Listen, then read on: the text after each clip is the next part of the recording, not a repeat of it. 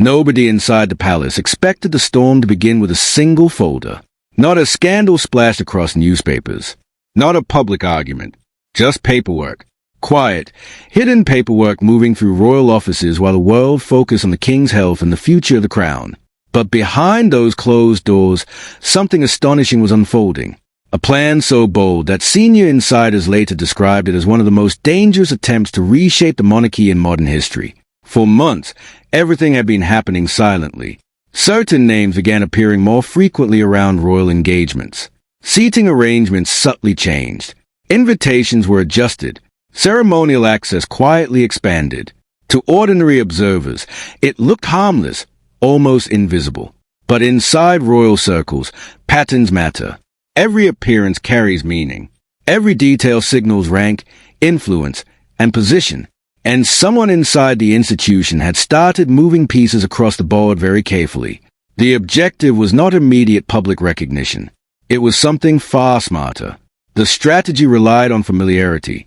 If the public repeatedly saw the same faces standing near the monarchy, attending official functions, and occupying royal spaces, eventually those faces would begin to feel permanent, natural, accepted. That was the real game being played.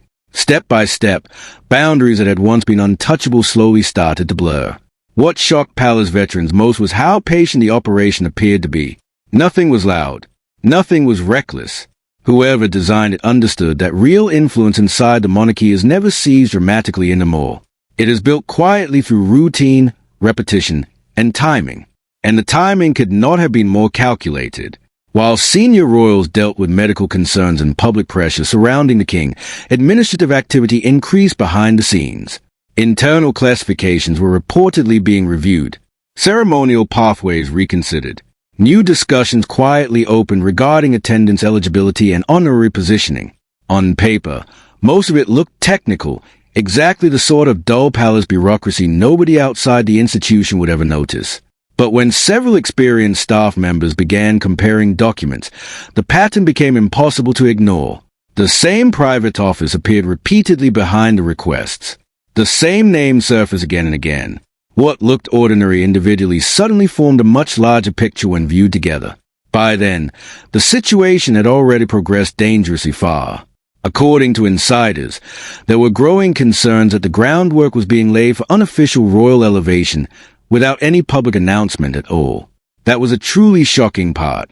There would have been no grand ceremony, no national discussion, no formal declaration. The transformation would simply appear complete one morning, as though it had always existed. Palace observers later claimed the operation relied heavily on precedent. If people could be positioned close enough to the institution long enough, objections would gradually disappear. And in many ways, that process had already started during the coronation itself. Millions around the world watched the historic celebration, believing they were witnessing a touching family moment. But behind the spectacle, some palace figures saw something else entirely. Non-working relatives occupied spaces usually reserved for the monarchy's core structure. They appeared publicly beside senior royals during one of the most symbolic events of the century. Photographs traveled across the globe within minutes.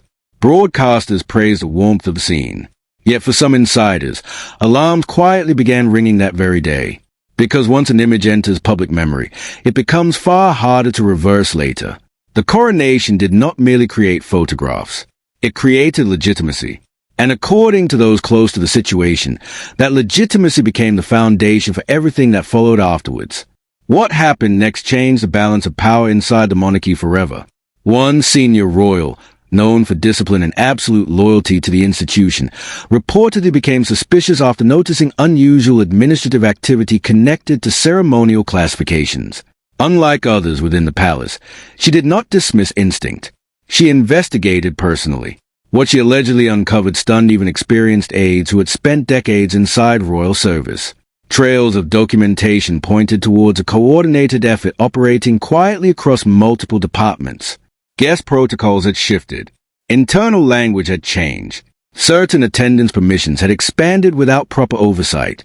Even more alarming, entirely new administrative terminology had reportedly appeared inside palace systems, categories never previously used within modern royal structure.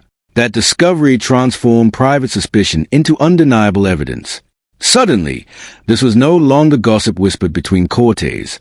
It was documented reality sitting inside official palace records. The evidence was immediately taken to the future king, and those present later described his reaction as ice cold.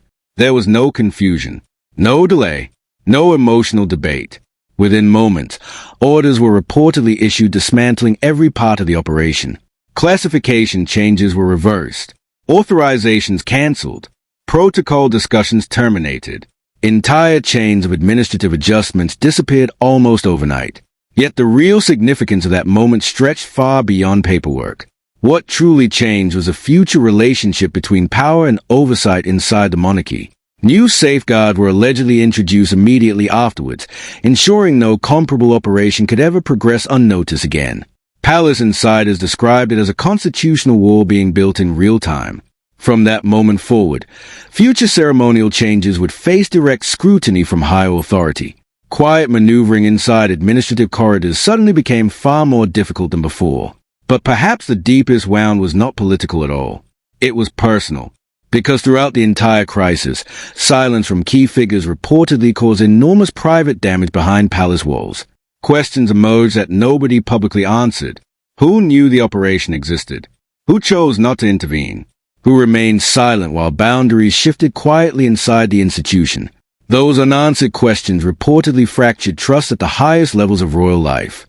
Relationships that had survived years of tension suddenly appeared fragile. Long-standing loyalties were tested brutally. And while headlines focused on power struggles and palace politics, another reality unfolded quietly in the background. The individuals whose names became attached to the controversy reportedly had little understanding of the operation itself. Yet overnight, they found themselves dragged into one of the monarchy's most explosive internal conflicts in recent memory. Every future appearance would now attract scrutiny. Every invitation would trigger speculation. Instead of being gently integrated into public life, they became unwilling symbols of controversy. In the end, the most astonishing part of the entire story was not how ambitious the operation had been, it was how close it came to succeeding. Had one person failed to notice the warning signs, the transformation might have become irreversible before the public ever realized it was happening. That possibility continues to haunt palace insiders even now. Because beneath the ceremonies, beneath the carefully managed photographs and polished public appearances, the monarchy remains an institution driven by influence, rivalry, silence, and survival. And after everything uncovered behind those palace walls, one uncomfortable question still lingers over Crown itself. If this much could happen unnoticed once, what else may still be happening in the dark?